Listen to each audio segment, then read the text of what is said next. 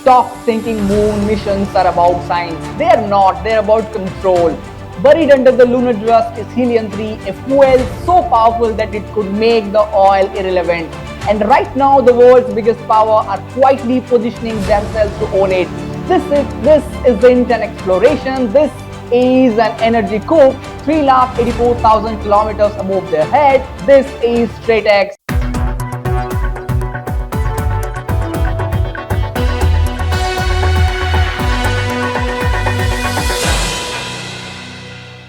Hello, Namaskar. Welcome you to today's episode of StraightX. Now, the first question arises: what makes helium-3 so dangerous?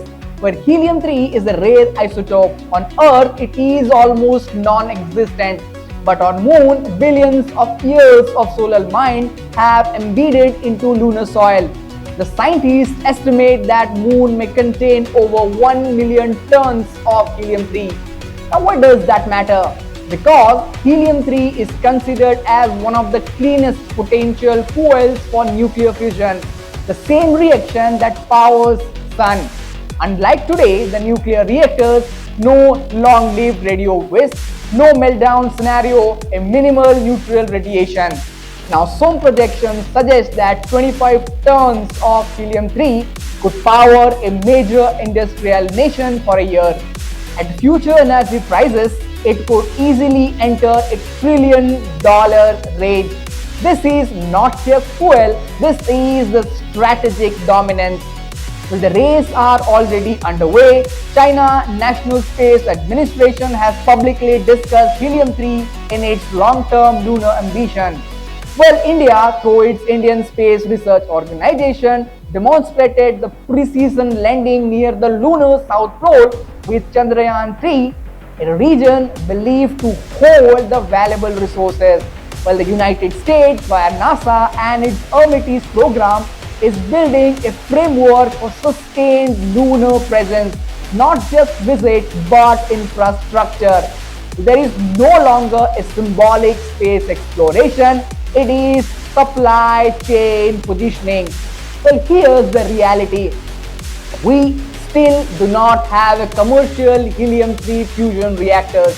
Now, the projects like ITER are working to make the fusion viable, but the current experiment focus mainly on the other reaction, not the helium-3. Well, it is technologically brutal, it is expensive, it is risky. So, here the question arises: why push forward?